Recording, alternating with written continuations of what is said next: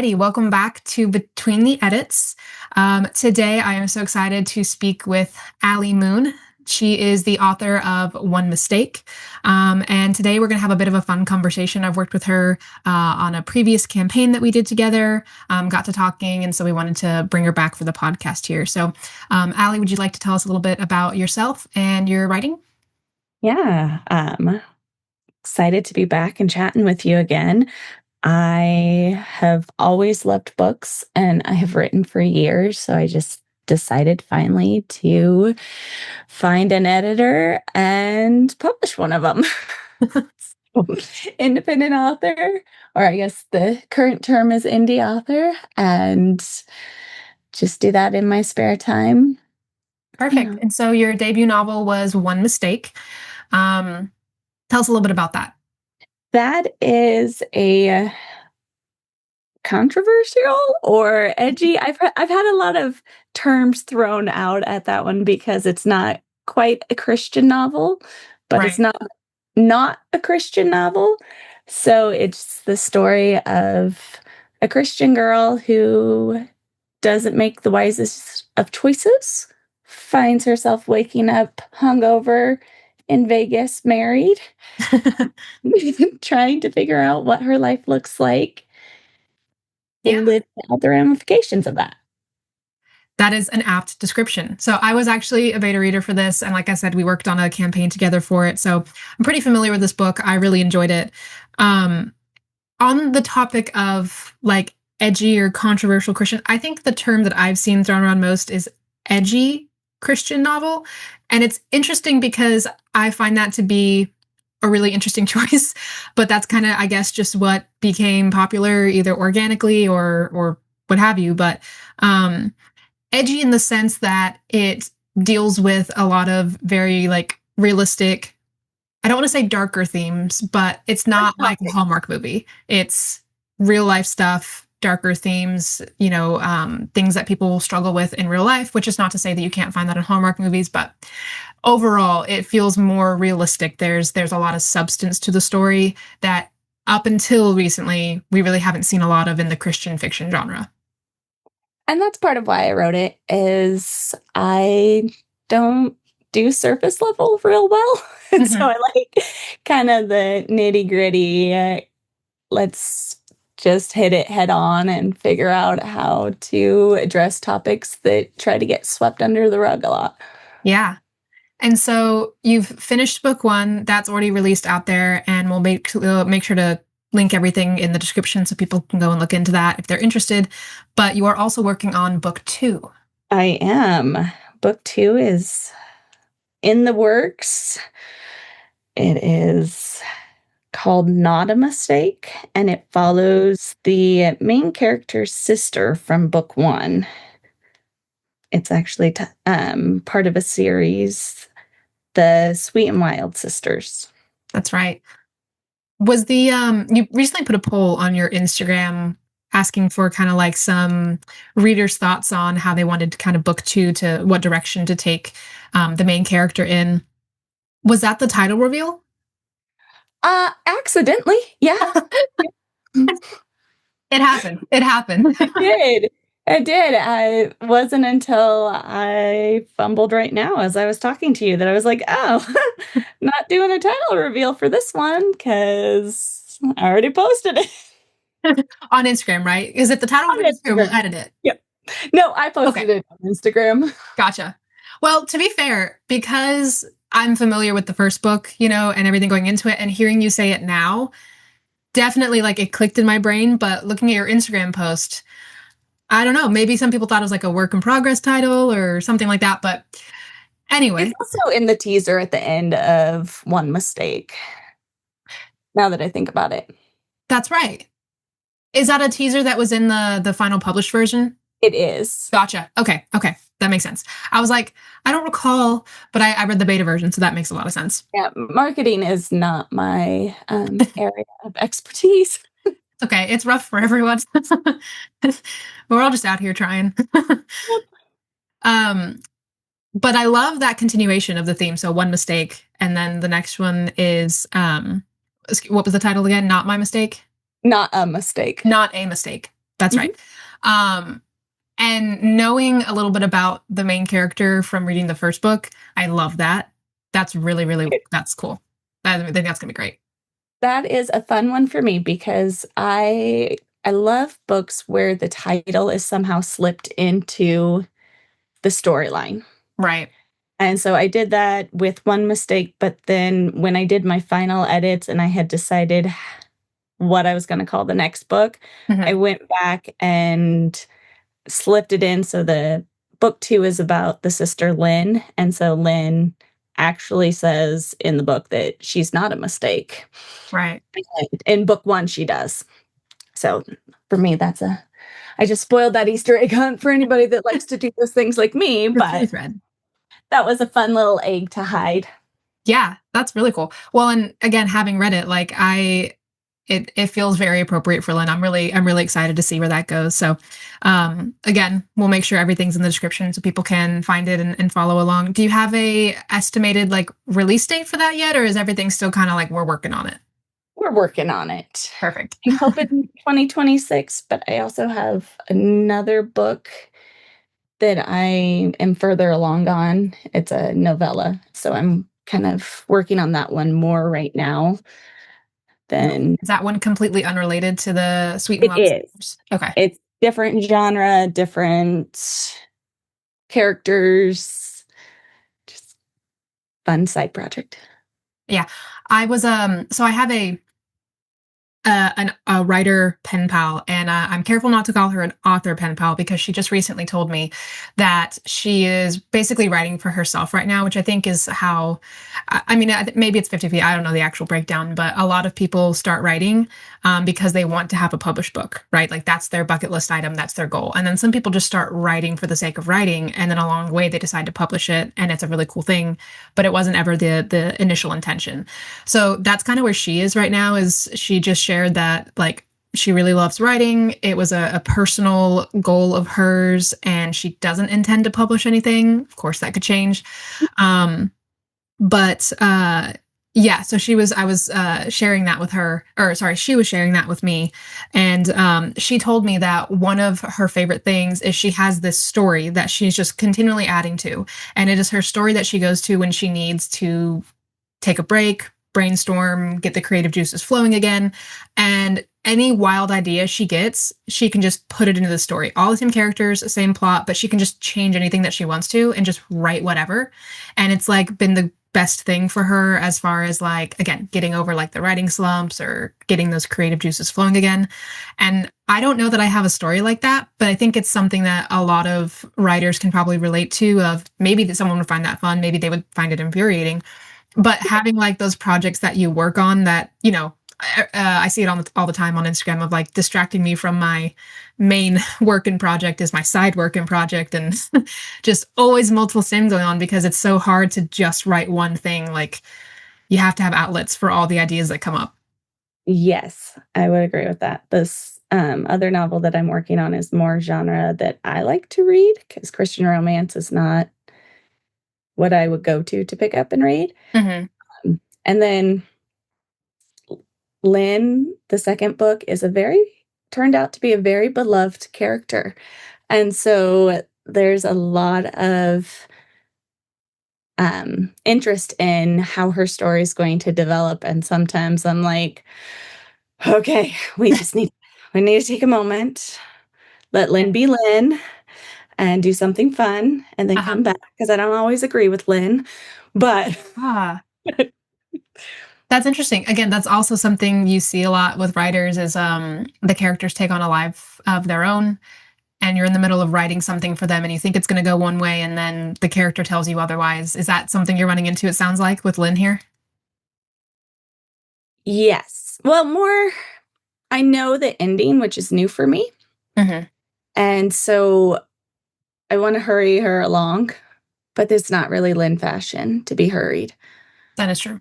Personality wise, if I were to hang out with either characters, Lynn or her sister Beth from One Mistake, I would hang out with Lynn because Beth annoys me. But but that's yeah, that's just one of those weird things that I'm like, okay, I know where you're going, so just get there so I can write that scene. Mhm. But she has other plans. Well, and it's so interesting how the writing journey can like take you to places you would have never expected. In your case, the first book that you ever officially publish, because you've told me before that you have written other stories, other books and things like that. But the first one that gets published is a character that annoys you. Yes. But it's the story that came out first. And in doing her story, you have now created the foundation for Lynn, who is a character that you seem to like more. So it's just really interesting to see how all this pans out. You never know that going into it. It just happens. Yep. It's fun. It is a fun fantasy world to live in writing books. Yeah.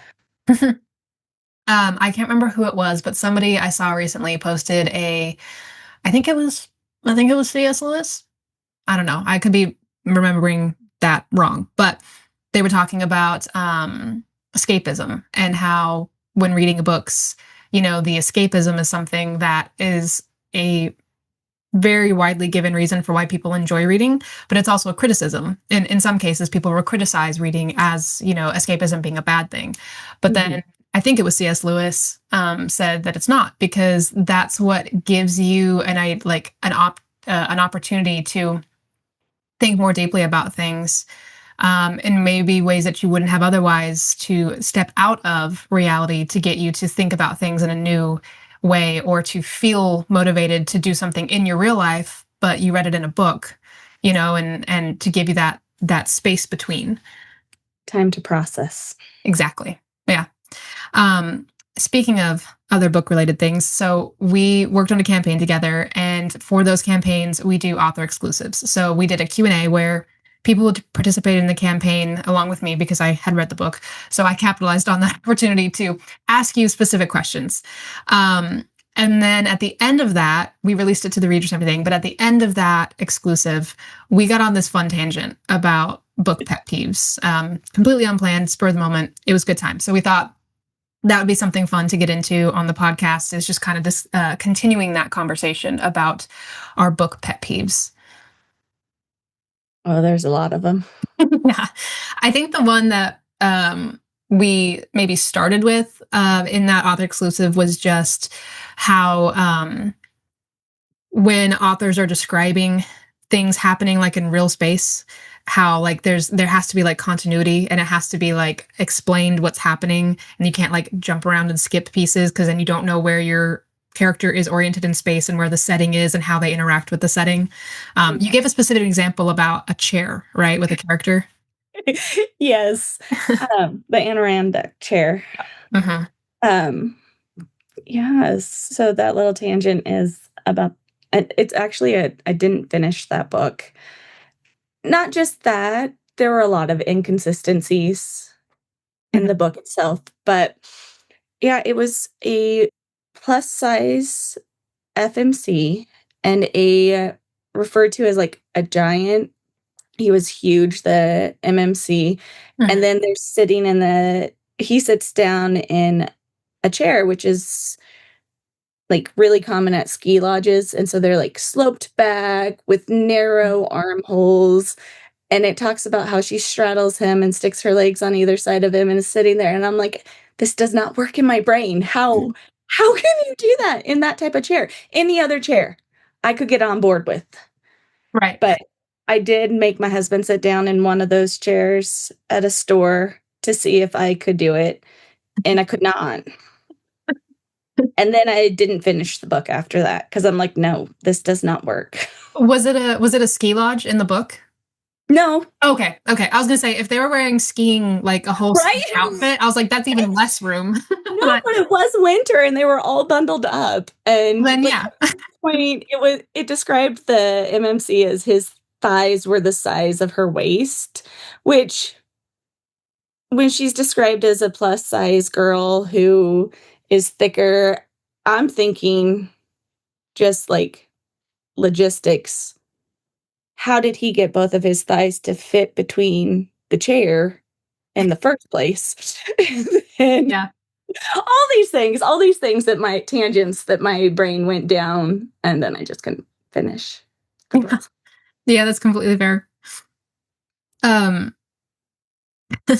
the idea of the that's I don't know if I would say it's a pet peeve. I didn't even have it on the list that I kind of jotted down here, but the descriptions of like you're talking about, like his thighs, one of his thighs was the size of her waist.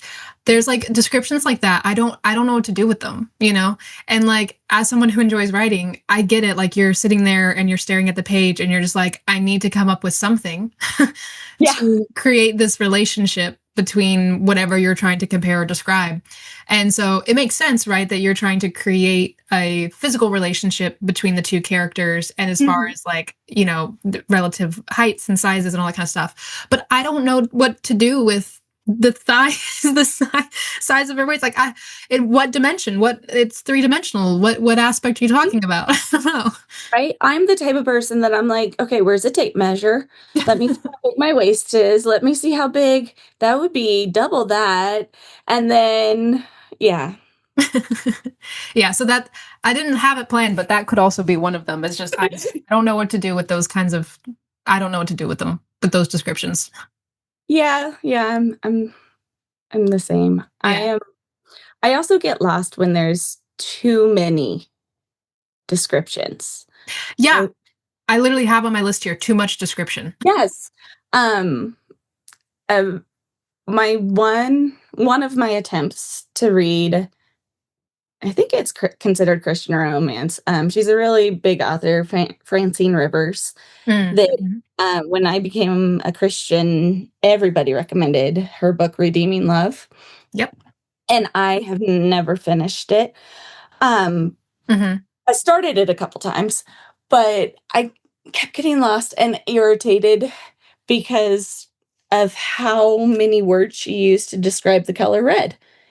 And I was like, and it's like right at the beginning, and maybe now going back, it would not feel as extreme as it did when I read it when I Mhm. was younger, but I kept getting lost. I was like, I counted, and again, I could be misremembering, but what I remember is counting like 10 different descriptions for the color red. Like, I'm like, it's red. It's red. Red. Rojo. It's We got funny it. because I remember I've read that book. It was definitely one of a friend of mine recommended it to me. She lent me a copy. I really enjoyed it. I have no recollection of the red description, so that one is. But I can have that. Sorry, I have that same experience with other books where like I couldn't even get through it because the beginning descriptions was like I could tell that this is what the rest of the book is going to be like, where it's just over describing the setting, the scene, the person, that kind of stuff. Yeah. Yeah. Another one that I have that kind of coincides with that is overtelling instead of showing.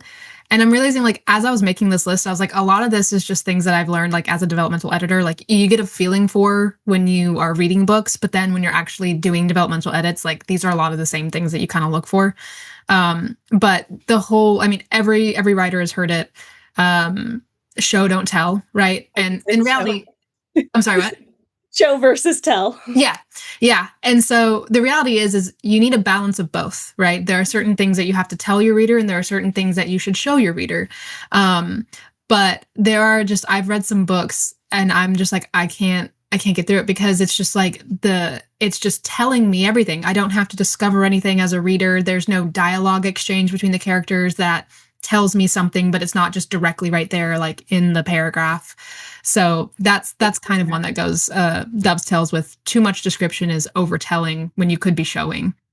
Yeah, I think one of the best compliments I got for my book was somebody told me that they felt like they were in that room with Beth and Bryce. Oh, Like they were sitting there as a fly on the wall watching everything happen instead of just hearing it secondhand or reading about it. And I was like, oh, that's it.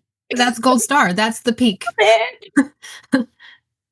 Yeah, it's really special. And it's like even when I'm doing my own like doing my own writing, kind of dovetailing with the overuse of describing red that we were talking about earlier.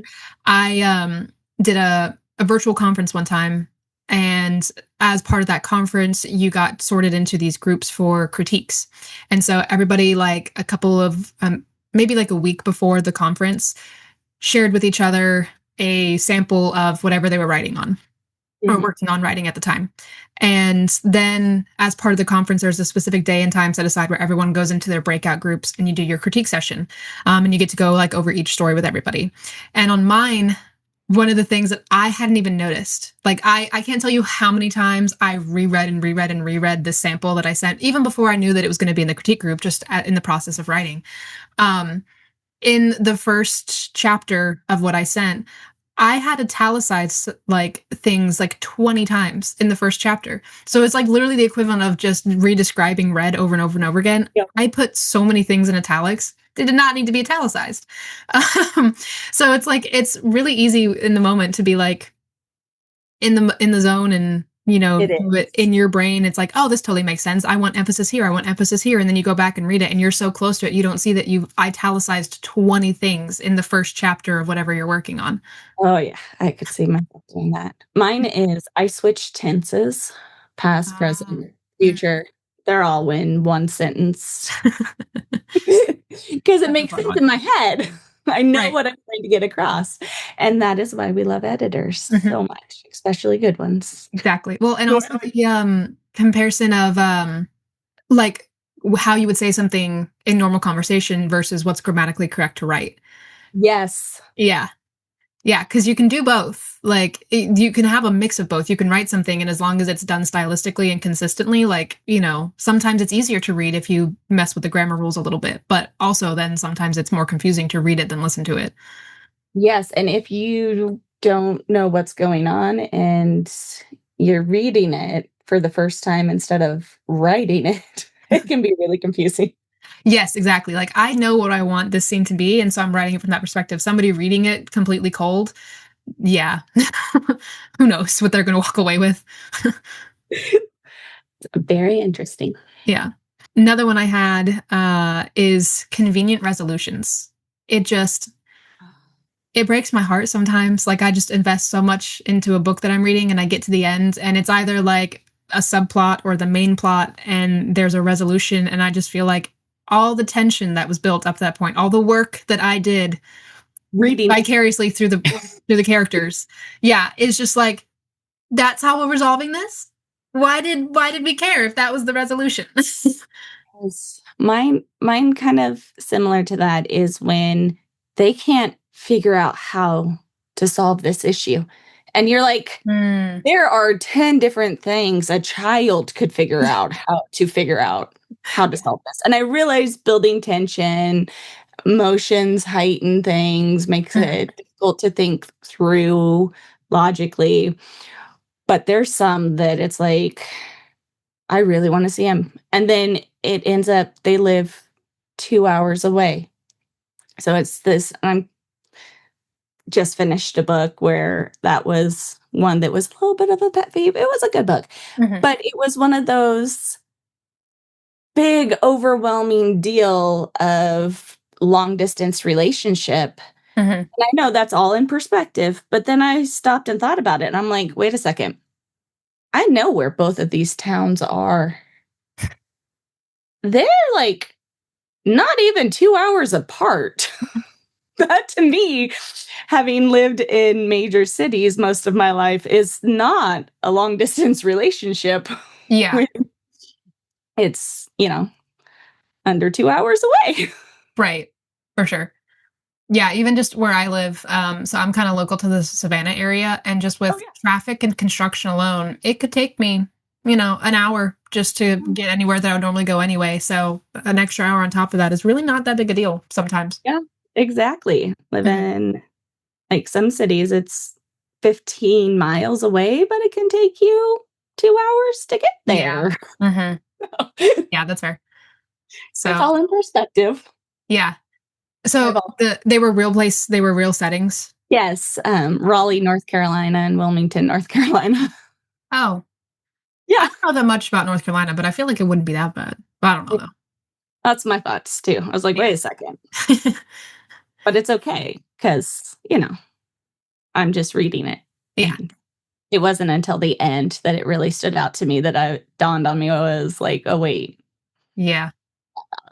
And you still enjoyed it too, right? So some of these are things that like absolutely prevent me from wanting to finish a book, and then some Yeah. of them are just like, okay. Hmm. Yeah. Would Yeah. have done it differently, but Yeah. I probably wouldn't have been able to write the entire book as well as she did because I wouldn't have thought to do it that way. So, Yeah, exactly.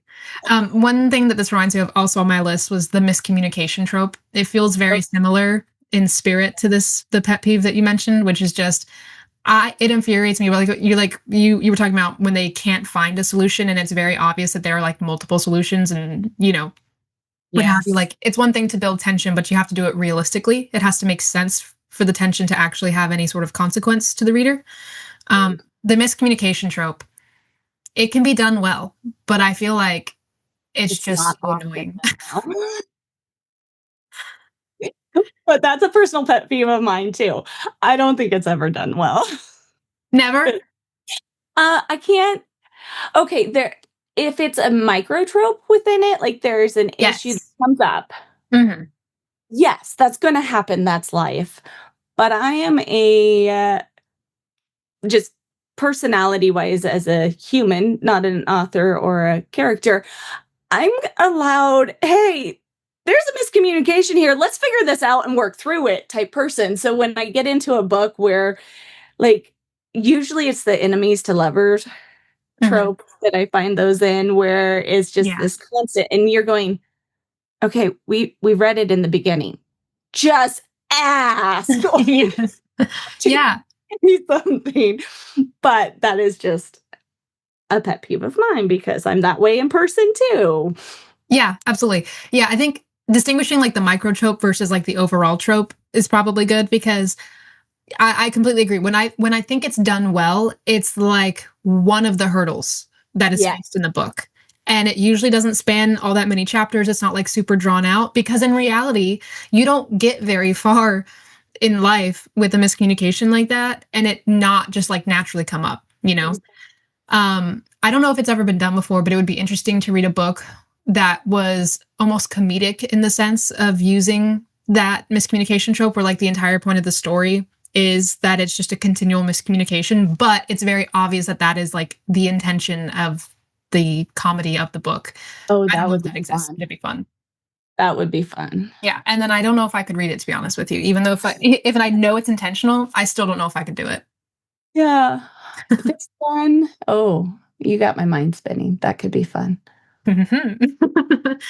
You'll have to let me know. We'll put it in the story that's reserved for just all the wild thoughts and ideas. Yes. Do you have one of those? Um, Or are you just intrigued by it? no, just which one? The Having a story just specifically where you can just like put wild ideas in it just all the time. no, I don't have one story like that. I just write short stories of Hmm. whatever wild idea. Yeah, Which that's probably a lot more common. I do yeah. that too. Yeah. Yeah. So yeah, miscommunication trope. That was a huge one of mine. Also, one that frustrates me almost about the same intensity is love triangles. Mm, I can't. you can't. Nope. I Can't. don't I'm racking my brain trying to think of one that I've read. Is I would say it's not a pet peeve of mine if I can't even think of when I've seen it in books. That's fair. And, also to be fair, you've already said that like romance is not your main like go-to genre. So that is one that is like pretty much lockstep with romance. I think you can have that as like again like a subplot in other books where like there is romance but it's not the point of the book, but I can't do it. It's like the whole like Twilight, like team Yeah, and yeah, I team. never got into that either, but I can see why that would be annoying because it's just, make a choice already. Yeah, it's very much like make a choice already, but also I get personally invested in one of the relationships and I So you're absolutely detest rooting the for other. one person. Exactly. And I detest the other person. And then I feel bad because it's like, I don't think you're necessarily a bad person. I just don't want you to end up happy. I don't know how to say it. But Have you ever read one where you liked both equally and oh, you were torn? there was one, and I'm going to be a terrible speaker because I can't remember what it was called, but it was a book that I found. I think it was on, I think I got an audiobook of it. No, no, sorry, a ebook of it. And it was really cool. It had lots of fantasy elements. It was like big world building, big like political system, all that kind of stuff. It was really well done. I liked it. It's just been like probably 8 to 10 years ago at this point, so I don't remember the specific title. But that was the one where I feel like throughout the whole series, that's the other thing that bothers me about love triangles is like if it's more than one book, it's just torture. Oh, yeah. Um, but yeah, throughout the whole series, I thought they did a really good job of guiding you through it to where I didn't necessarily feel like I was constantly in conflict with how I wanted the story to go. But in the end, I was really upset because she ended up with the person who I didn't want. And so I had read like 3 books by that point, and just to end up with her, I was for sure that they were going to end up with the character that I wanted, and then it wasn't, and I felt betrayed. Yeah, I can Up see until that. then, though, I think they did a really good job navigating it. So That's I'm a cool. both one. Yeah, I'm mine would be the friends to lovers or friends to more or whichever, whether you're spice or Okay. no spice. Because again, it's completely contrary to my nature. I would be like, if you like him, just say something. Like, clearly, you don't have the best of friendships if you're constantly in turmoil. So, in the turmoil, one way or another, either move on or say something. Yeah. Well, and also I'm just now thinking about it too, but like that's something that I've started to see a little bit more now too, which is like people saying that it's the enemies to friends to lovers trope. And I'm just like, that's just the enemies to lovers trope. Yeah, I don't know how you end up loving someone without first at least acknowledging that you could be their friend. yeah, yeah, that's fair. Yeah. So, but then going straight from friends to lovers, that's one that I just don't have like a strong allure to, if that makes sense. Yeah, Maybe it is a little bit of a pet peeve, but I just don't necessarily, I'm not necessarily somebody who looks for the friends to lovers trope. To me, it's always just a little, mm, cliche. sorry, what? Cliche. Yeah, maybe a little cliche, or maybe just like the stakes don't feel super high. It's just like, why not? Like, you know? Yeah, exactly. Like, why not? Yeah. Um, to round out some of the ones that we're talking about with like, that were specific to kind of maybe more the romance genre is the insta love. Oh, yeah. A Mhm. fan, or that's your pet peeve? The insta love? Yeah. Again, Yeah. I think it can be done correctly. It has to be established from the beginning though that there's like a reason for it, you know. Oh, what is her Jen Atkins. I think that's her name. Mhm. She has an Insta now it's Instagram series, I think, but it's Okay. like Insta Friends, Insta Wedding, Oh, Insta okay. um, but a lot of those are like Insta love. Yeah. And she did a very good job. I was impressed with hers. She did a really good job with those. Yeah. 'Cause I don't know if it's a strong pet peeve Mhm. because I think there's just different personalities that are gonna be like there's the people that are going to fall in love within the first day of meeting someone. I think that's a legit thing, and then there's people that take forever to pick what shoes they're gonna wear that day, so they're gonna take a really long time That's true. to fall in love. Yeah. So I'm not bothered by that one. Maybe it's this whole like I don't know. It's the delayed gratification for me. I want to feel like we worked for it. I think in the ways that it works well is if they're established in the beginning, right? And you kind of understand and it makes sense for the characters and then there's something else that keeps the plot going Yes, where it it's has to be not done. specifically all just romance. But if your novel is largely romance and there's insta love, I don't know what I worked for in That's reading true. it. Yeah, I can see that. Yeah. Inside. And like not to plug your book again, but we'll plug your book. I really liked the way that you did it because it felt in some ways not insta love, but he already had feelings for her in the first book. And that was one of the things that like drove the rest of the plot because she was so scared, right? To like give it a shot, to get hurt, all that kind of stuff, worried about what it all meant and everything like that. But then his steadfast, just like already had feelings for her and just constantly like, wanting to encourage her to like give it a shot, like I'm here, like let's do this kind of thing. Like in those instances, it wasn't obviously it wasn't insta love on her part, but on his, he was like, huh, I already like you. Like let's Yeah, get married, you know? got this ring on our finger. Let's just jump in and have Let's fun with do it. Yeah. And so from him, like from his perspective, it made a lot of sense and it helped drive the plot forward. So I definitely think there are ways that you can do it that pay off. But it's just like if the whole point of the story, and again, I'm not talking about your book anymore. If the whole point of the story for a general romance is for the relationship, then like the insta love it just, I don't know, it just, there's no delayed gratification there. and give us the relationship. Exactly. Yeah. Um, One that we kind of talked about a little bit already, but kind of relates to it is an abrupt change in character personality. So like it kind of ties in with some of like the convenient resolutions I've seen, or like Yeah. need a new like plot point or something. I don't know. When a character does something that's just way out of bounds for what they've already been kind of written as, to me it just feels convenient, and I'm just like, why? Yeah. Or when it's this big issue and this is what's kept them apart, and then they're like, "Oh, I don't need to have that personality type anymore." Yeah, yeah. What was it? Oh, so my sister's really into it, the Fourth Wing series. Oh, yes. Yeah, I don't know if you've read or anything like that. It's super popular, of course, but I've seen on all the social media posts, and like I said, I have friends and family who have read it.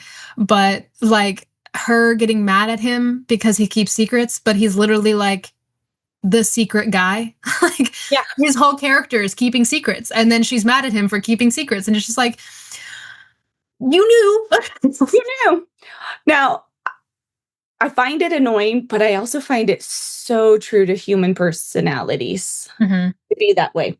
Like, what Yeah. initially attracts you, like, you love that he can keep secrets, and I haven't read the series, but then I can see well, that doesn't mean you keep them from me. Yeah, or like Type just of being willing to overlook some yeah, of the things that concern you in the beginning because it's new and exciting, and you like yeah, them, but then later on you realize, no, that's a major yeah, thing for me. that's an issue, yeah, Yeah, yeah, no, that's a great point. That's a really good point. and it I has to think be done right. sometimes I like waffle between what is, as a reader, what I feel like makes sense and is logically consistent. But then sometimes I feel like I'm almost too strict with the books I read, where I have to remind myself exactly like you're saying. Like sometimes in real life, like messy things happen and it doesn't always make sense, and it's still real and it still happened. And like Yeah. I feel like I should probably allow a little bit more of that for books too. Maybe I am a little bit um too strict on some of things. Let's. It's similar to that is a pet peeve is when it's marketed as a grumpy sunshine, Mm, and his grumpy is he's like, "Hi," and he doesn't like he's not grumpy, he's just not outgoing. Like, there's yeah, a difference. yeah. Difference between not outgoing and Hmm. grumpy. Yeah, Like, being like my stoic or direct versus yeah, like actually a little bit mean. like, I love true grumpy Mhm. characters where they are, like, snarly, combative, argumentative with everybody they come in contact with, except for that one person who is their little bit of sunshine that Yeah. softens their edges. But when they're just quiet and they're portrayed as the grumpy and the grumpy sunshine, that loses me. Yeah. That's a good point. It makes me think of everyone's favorite, Pride and Prejudice. I mean, Mhm. I don't maybe I mean there might be an argument for Elizabeth being the sunshine part of it, but he is definitely Mr. Bennet is definitely the grumpy guy. Yes. And now that I think about it, that's actually another good example of the miscommunication trope that's done well. Yes. There's several points along that storyline where it's like, okay, the miscommunication, but now that I'm thinking about it, doesn't bother me at all in those. Yeah. So It's gotta be done well. exactly. And then there's the whole like hand flexing thing that, Yeah. yeah, Yeah. love that. We're going to take a quick break from the conversation so I can tell you a little bit about a great product. You may have already heard me discuss this on the podcast, but I have what I call my legacy bookshelf. This is a special bookshelf reserved only for those books which I cherish enough to want to pass on to my children. Knowing this, a close friend of mine gifted me this custom book embosser. And here's how easy it is to use. So you can just squeeze this, and this comes right out. And then to put it back in, just clicks right back into place. And then this is a book. This is one of my favorite books. This book has an inscription to me from my grandma who gifted it to me at Christmas. And right below that is my custom seal. Now I can have a true collection of legacy books that I'll pass down to my kids, all marked with a custom seal. This is a great gift for book lovers. Use the affiliate link in the description or code BETWEEN at checkout. That's spelled BETWEEN. Using this link or that code helps support the podcast and is truly appreciated. Now back to the podcast. Another one I had on my list, and again, I think this is just me being jaded. I don't know. When a book is just for the sake of the marketing extended into like a trilogy or a series, right? So I love the series that have like standalone novels, right? Where it's like you get to follow different characters or different setting points or stuff like that. And then if there's a series that is specifically from the beginning, knowing that it's going to be a series and it is like planned that way, those are done really well. But I've seen a lot of like just all of these like trilogies and series that are coming up, and it feels like to me it's like you had a good idea for like one or two books, and then because they did well, you were like, okay, well, we have to scramble to come up with a book 3 or a book 4 or a book 5. And at that point, it's just like, I've invested time and money and energy into caring about this. And then I get to book 3 or 4, wherever you can tell that there was that drop off of it was not planned for this, but we're creating it anyway. The quality of the story just goes downhill. And then everything that I loved about it is just like, why? Why? And then it becomes an annoyance. Yeah. I had a series that I loved, and I'm not going to name the series because I did name one of my children after a character from the series. Oh. It's a series of 4. Loved the first 3, but I can't look at it without then remembering that 4th book that was not part of that series. It should not have been. None of the characters were the same. You met the person one time, no reference to the other 3 books. It had nothing to do with that series. Yeah. And that's kind of the same thing. It's not a trilogy, but I'm like, but you, I love this series. I love this series. But I pretend that last book is not part of the series because it's not part of the series. And she came back like a few years later and redid it so that it wasn't part of the series and it was a standalone novel. Oh, yeah. With cameos from other characters. I'm like, okay, but why couldn't you have done that in the first place? Yeah.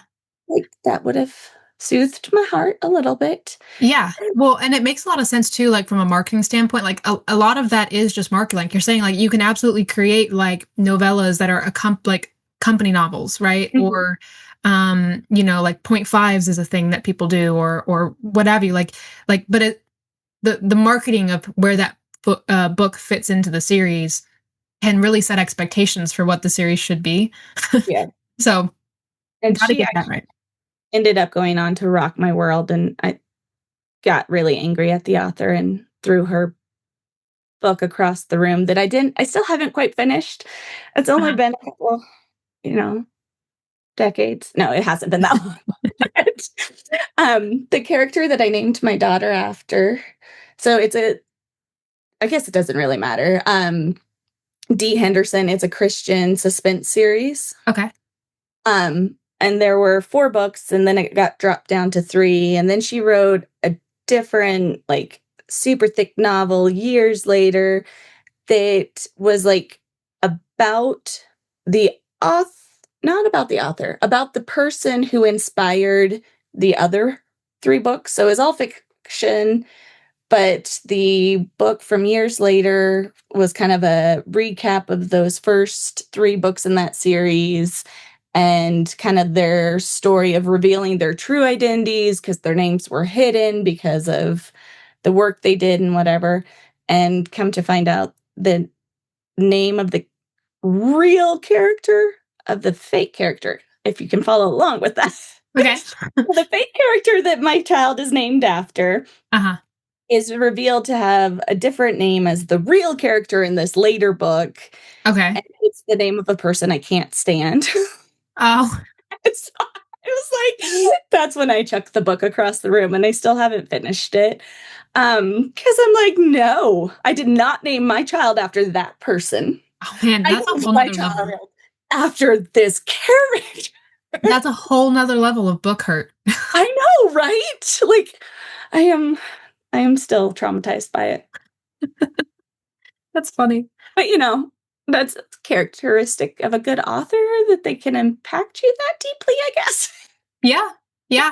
Well, I mean, as long as it's, I think it's as long as it's a, it was a good plot twist, right? Like it was done well in the story, and it obviously hit you, right? Yeah, yeah, it was evil.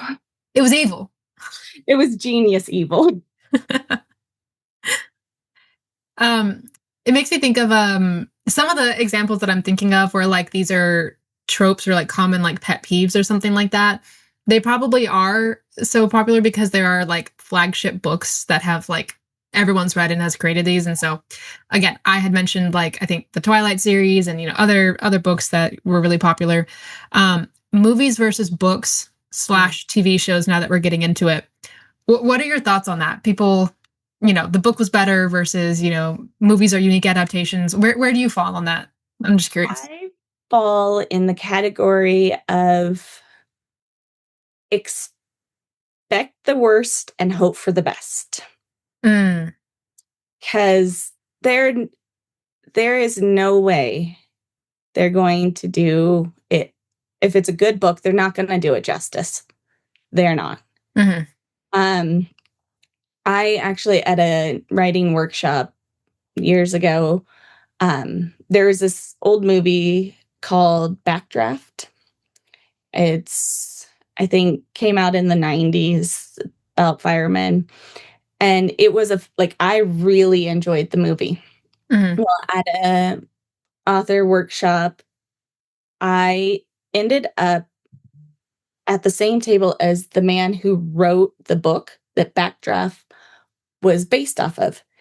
He is very angry and bitter Ooh. towards, I don't know about angry and bitter, but he was not happy, and there's a second book in the series, but he wouldn't give him copyrights because it was so different than his screenplay, and he actually sent me the screenplay of what it was supposed to be. Mhm, Now, and this is what kind of changed my perspective on books versus movies, because I had seen the movie first, and I had thought it was a great movie. I really liked it. But then I read his screenplay, which was based off of, and I don't remember if his book was published or if he had written the novel, got it copyrighted, and then turned it into a screenplay. I think that's what it was. Like, the book isn't out there. And I loved what he sent me. mhm, But they were so different. It's the same. Another favorite author of mine is Clive Cussler.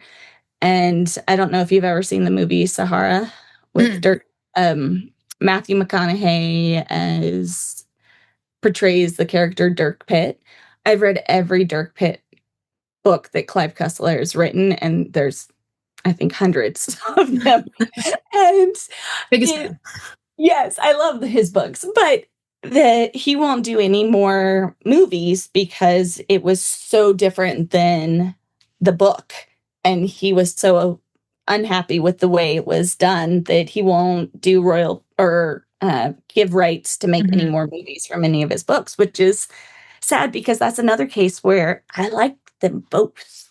Right. Well, and that was one of the things that like where I would fall in the camp is generally I think I like the books better. But my caveat, my big caveat, is that you have to do it in order to take a book and turn it into a movie and have people be happy about it, period, at all, end of story, is you have to do one of two things. You have to either recreate the book exactly, right? And Yeah. that's a huge risk because you're not doing anything new. You're just literally like putting it on film. And you have to make sure that all of those details are like correct. Or you have to take the spirit of the book, right? The characters, the plot, what the point of the book is, and you have to reinvent it somehow that pays homage to that and brings something new to the table, but doesn't detract from what the book was supposed to be for. And that one is also really hard to do. So either way, I think it's a really hard This task.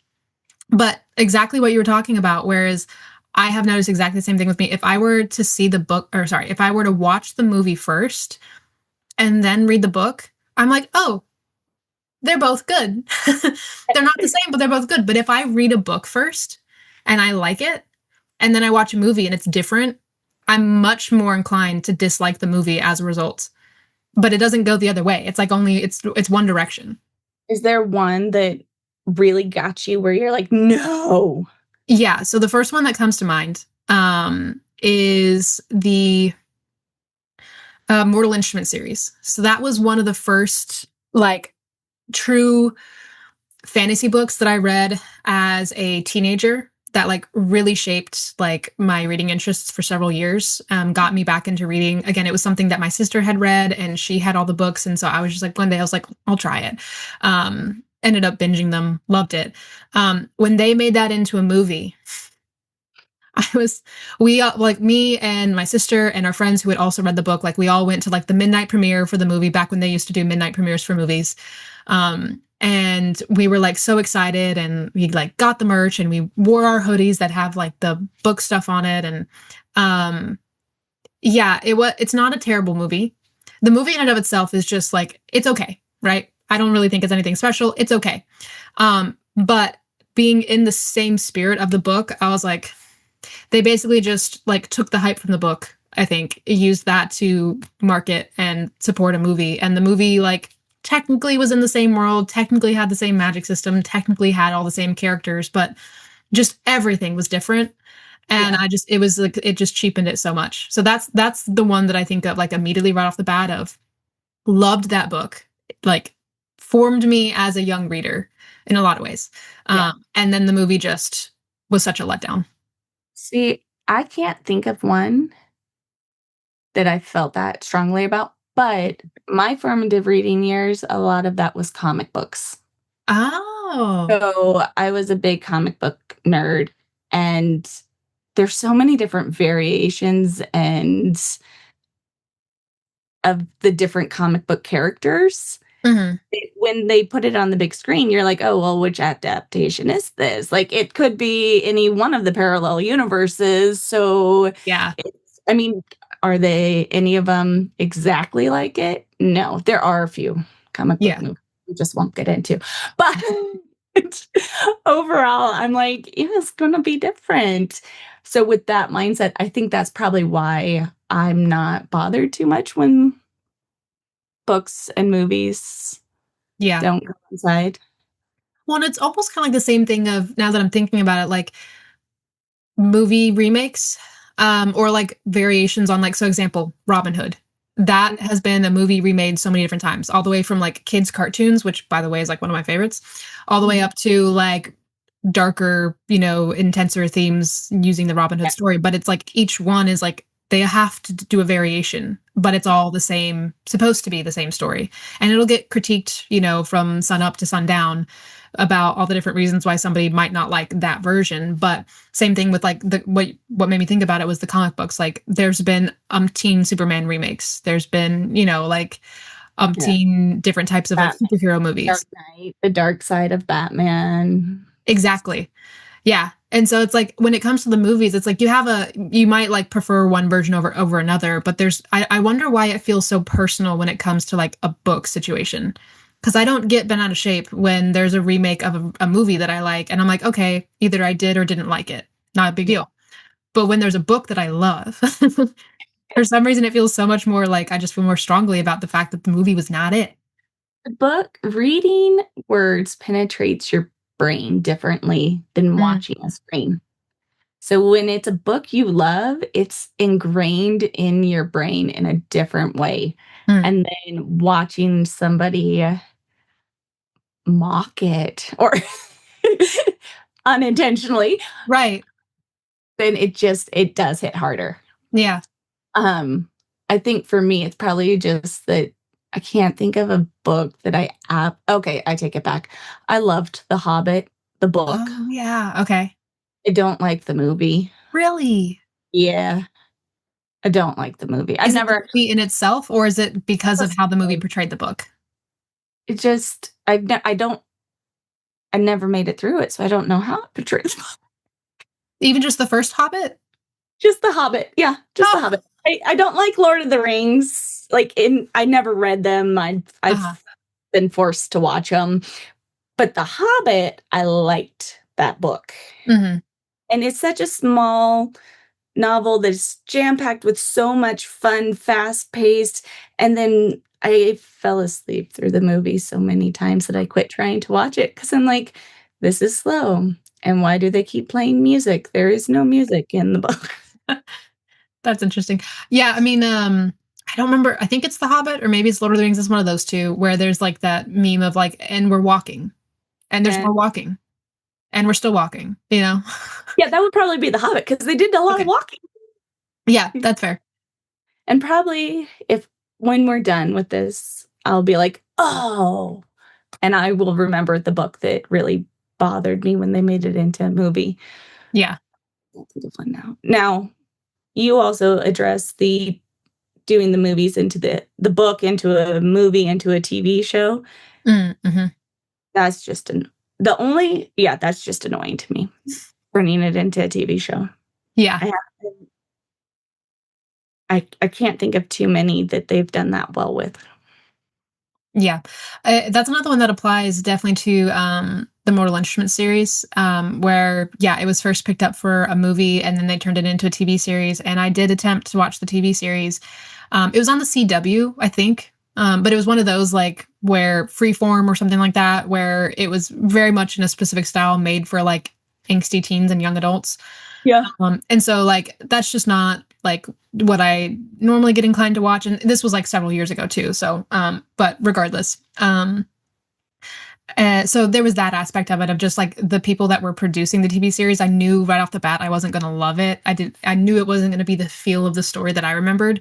Mhm. Um but then yeah, again, it's just like you, especially in a TV series, you have to continually push the envelope. You have to continually like come up with new content because it's you would really quickly get through whatever was established in the book series within just like a season or two on the show.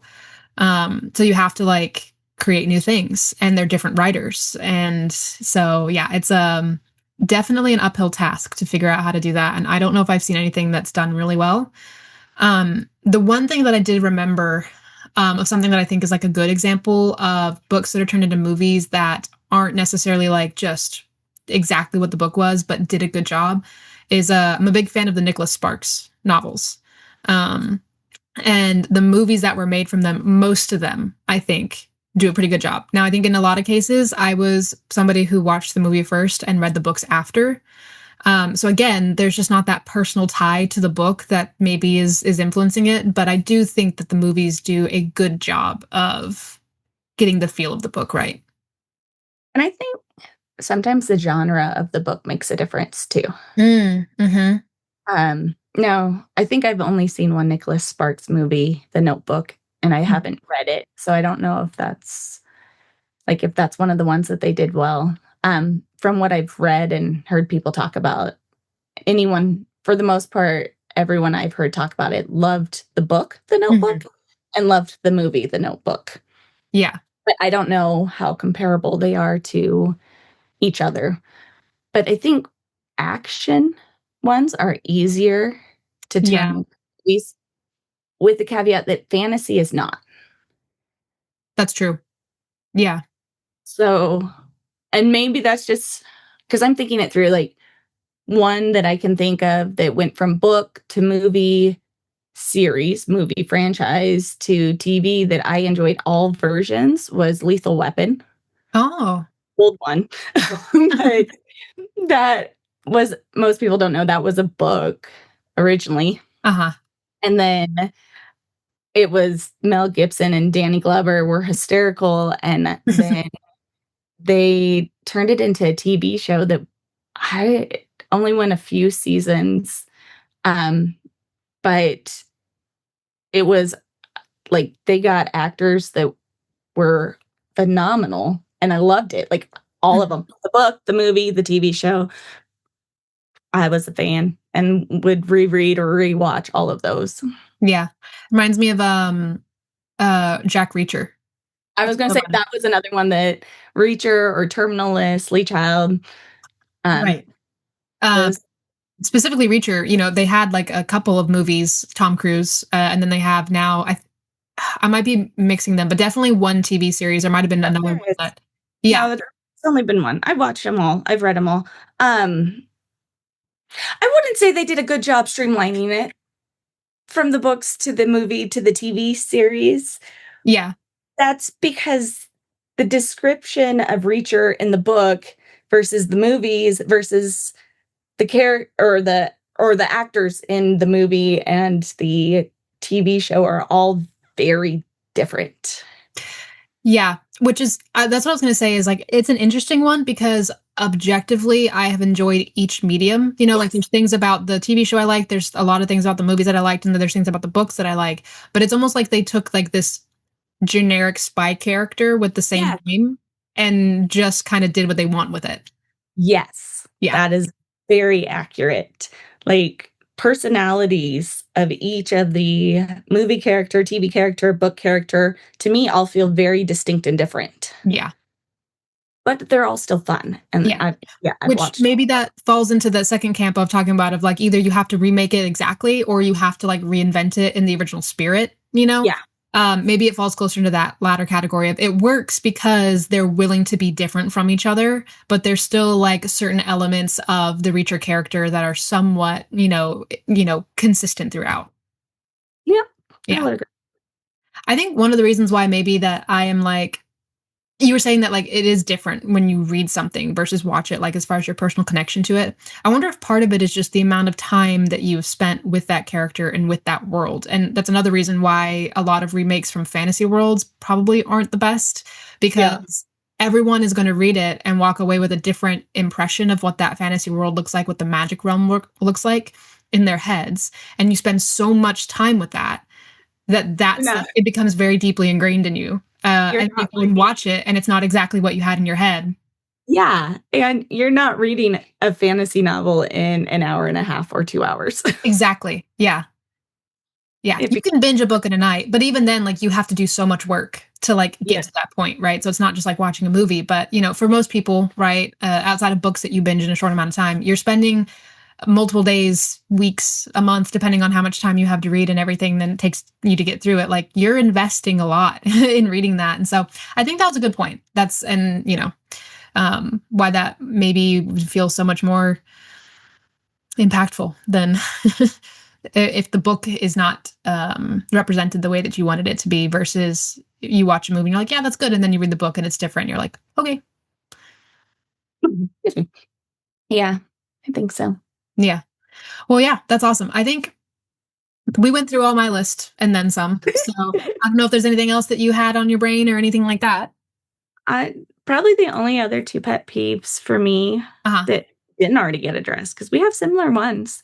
I Um, military, when you try to write about military and the author doesn't do enough research to know because each branch of the military, and I have friends and family in everything except for the Space Force. Mhm. So each branch has its own terms and lingos, and For sure. I have not finished multiple books when they just get it so wrong. Mhm. Like they're trying to use all the acronyms or terms, but they're just using like a very specific example is there's a couple authors that it drives me crazy because they write about Marines, which is one of the branches I'm the most familiar with. And the Marines will be talking to each other and joking around and be like, or say something about being soldiers and introduce. Now, if you aren't in the world of the military, you don't know. The only branch that calls themselves soldiers are Army. Yep. Marines would never refer to themselves as a soldier because of all the rivalry between the branches. For sure. If a Marine is calling himself or a fellow Marine a soldier, it's an insult. And so it's Yeah. it's just something constant like that where you're like, "Wait a minute. No, that's not no, he wouldn't be doing that." Or it's just the wrong acronyms where you're like, "Wait, I Yeah. thought." For me, being as close to the military world as I have been over the years, I will start reading it, and then they'll be using acronyms or terms, and I'm like, "I thought he was a Marine. Is he Air Force?" And Right. then I'll have to go back and I'll look and I'm like, "No." And then I start to second guess myself and then I start researching or, phoning a friend and I'm like, "Isn't this okay, yeah, no. Nope. Yeah. This is this is just crossing over and getting too many things mixed up." Yeah. I actually have family in the Air Force. And so that is something that I learned for sure was, like um, just hearing like acronyms and stuff like that. And then talking to people who are not Air Force, but in different branches of the military, how they have different acronyms for the same things. And I'm just like, I have to create like an equivalency table now to figure out Oh, like how yeah. to relate it back to Air Force terminology so I can understand what they're even trying to talk about. So yeah, that's a good point. And I think another good like litmus test for the military novels, if everyone is taking turns making fun of the Navy, Oh, yeah. legit. Yep, yep. It's legit. So true. Or Coast Guard. I Yeah, mean, that too. yep, that's a good one. Yeah. And then my last one, and it's probably a controversial one. Okay. Um, I pet peeve of mine is now that books come with trigger warnings. Mm, That's one that gets me. Like, I get that some people want to have them, mhm, but I feel like when, like, especially on Instagram, where they are doing a book review, like, have it in a separate comment section or something where it's like, "Hey, trigger warnings here, and you can go look at it," or mhm. something, or Amazon. Because 'cause I'm like, if you're listing all these trigger warnings, you are legit revealing most of the book, Right. and I understand for some people, they want to know going in, but some people like to read blind. Yeah. Well, sorry. Read, yeah, with blinders up, maybe. Yeah, go into it not knowing triggers because, like, that can Right. there was a book that I started reading, and it was, like, intrigue, mystery, suspense type that you're trying to figure out who done it and what it was leading up to, and then, somebody posted a review on Instagram, and I was like, "Oh, I wonder what that person thought of it," and just, like, glancing through all the trigger warnings, and I'm like, "Oh, well, I know what that was leading up to. Yeah. Bummer." Yeah, it does create a bit of a spoiler. So you definitely have to, like, weigh it out. I am so conflicted on this one, I'll tell you. As far as, like, potential controversial hot takes on it and everything, like, on one hand, I really appreciate when I see like in a review or if the author like has it on their like website or something about a book, like if I'm researching it, because I prefer to not read like I pretty much only read like clean closed door books. Mhm. If there is sexual content in it that's done really well, that supports the story and it isn't in there for the sake of just being like Yeah. essentially pornographic, then I'm not like super particular about that kind of stuff. But if I see on there like spice ratings and that kind of stuff, like that as a consumer plays a big part in what books I choose to read and look into. But I think you can do like a spice rating without Yeah, I was having to gonna do say, like specific trigger warnings. I think those are 2 different things because I'm the same. I only read closed door. I shouldn't say only. I try to only read closed door. I recently signed up for an ARC that I totally missed, that it was not a closed door book. Oh yeah, I'm like, "Okay, I already committed to this," and I just skip through the stuff. right, But I like to know going into it, right, is it closed door or is it open door? right, But you can reveal closed door versus open door without, I'm thinking trigger warnings like childhood trauma, childhood or right. spousal abuse, those type of things that I know are probably helpful for some people. But yeah. Mhm. Well, so yeah, so the reason I'm equating, like, I agree, they're different. You can definitely do that kind of like the spice rating type stuff without doing explicit trigger warnings, but then sometimes they're related. And Mhm. so, like, you see a lot of times, I feel like I've seen in books that do have kind of that high sexual content, they'll come with the trigger warnings. And I think that says something in and of itself, first and Yeah. foremost. But aside from that, yeah, definitely the trigger warnings. Like, on one hand, I appreciate because in other aspects of reading, I like to have those heads up about what the content in the book is. And so I'm imagining somebody who does have legitimate like concerns about certain things. But I think it's I don't know if slippery slope is the right term to use here, but it feels like a very slippery slope to now having this standard where authors have to include warnings about content in their book all the time. I think it does exactly what you're saying, which is like it kind of spoils the book. I have read books where there was trigger warnings in the beginning, and then the entire time in the book, I'm waiting for like, when is the shoe going to drop? Like, I know something bad's about to happen because it was a trigger warning, and when is it going to happen? And it like, I mean, it did take a little bit of the joy away from reading it and Yeah. discovering the story. Um, and so like I think it puts a lot of burden on authors. I think it takes away some of the experience of the joy of reading and discovering the book like you were talking about. Um, and then there's this idea of like there's always going to be somebody who's going to think something is triggering that like you as the author are not going to know, you know. Yeah. And so then somebody's going to be like, you included trigger warnings, but you didn't include this event. And there's always going to be people that are going to be like, I found that triggering, but you didn't include it as a warning. And now, there's a whole nother thing. Yeah. So I think you get into a sticky wicket with it. And so as much as I appreciate in the instances when I found it helpful to have warnings about contents that are certain types of content that are in books, I think I hate to say it, but I think it might be like a net negative. Like, Yeah. I don't see how, as an author, it's almost kind of like the free speech thing. Like, you're able to write your story Yeah. that you see fit. And there's nothing necessarily about the trigger warnings that says you can't do that. But it is kind of creating this expectation in the book world of, in order to market your book, you have to market everything in it that somebody could find objectionable.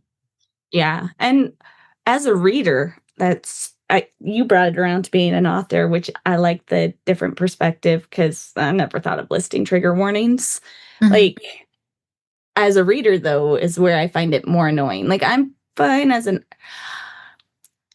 I think the burden should fall to the reader, I guess, Right.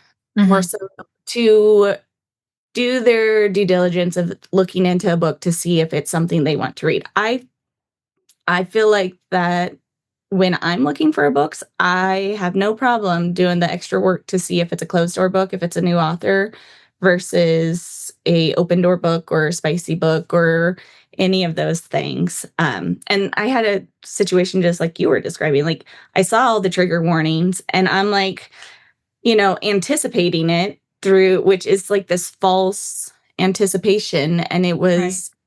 it was gore and horror. And I don't typically read like super gory horror books. I'm not opposed to them. I mean, I love Stephen King. I'm not opposed to them. I just haven't read them much in the last few years. And one of them, it was like this huge trigger warning of gore. And so I'm like anticipating, like, where is this coming? And then every time she would open a door, I'm like, is she getting dismembered? And it wasn't exactly a stub toe, but it was like stubbed her toe and described cleaning up the blood and putting a band-aid on a stubbed toe type thing. Like, Hmm. it was something that a child could stub their toe and put a band-aid or skin their knee or something like that, and Right. I'm Yeah. Yeah. like Very mild. so, like, I skipped out like, it didn't register to me that that would be the bloody gore, and then I finished the book, and I'm like, "Wait a second, I must have missed something." That feeling like, "I'm not done. This isn't over." But where and there were, like, several trigger warnings like that that I'm like, "But huh." Yeah. Again, I think it's that, like, what I was talking about is like that slippery slope of like every little thing now, Uh-huh. is to somebody could be objectionable material. And yeah, I think when you're right, like I think the onus primarily falls on the reader of, if you have found a book and you start reading it and there's something in there that is upsetting to you, Mhm. obviously, like, it's not, all these things start off with like a kernel of good intention of, if Yeah. somebody reads something that like really messes with them, like that's not good. Like that's not fun. And they have to, deal with the consequences of that. But we're creating the system in which all books now are being expected to like have these, and I say that maybe a bit exaggerated. It's not all books, but it's definitely becoming like definitely a trend. Mm-hmm. And I think the easiest thing to do and the thing that makes the most sense is like you as the reader, like you said, do a little bit of extra work to find the books that aren't going to be having the things that you're worried about. And every once in a while, something's going to slip through the cracks, and that's unfortunate. But it's a constantly moving target to expect authors to be able to do all of that for their book. And I don't think it's a reasonable burden to put on authors. I would agree with that as Yeah. an author and a reader. Yeah.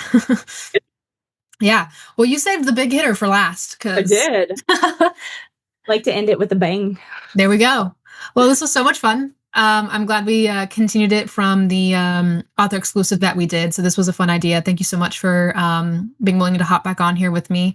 Um, Anything else you want to leave the listeners with? Oh, sorry. I forgot. My big question. We've kind of talked about several books, but I always like to ask the guests as the final part of the episode here for 2 to 3 book recommendations that you would recommend for our listeners. All right.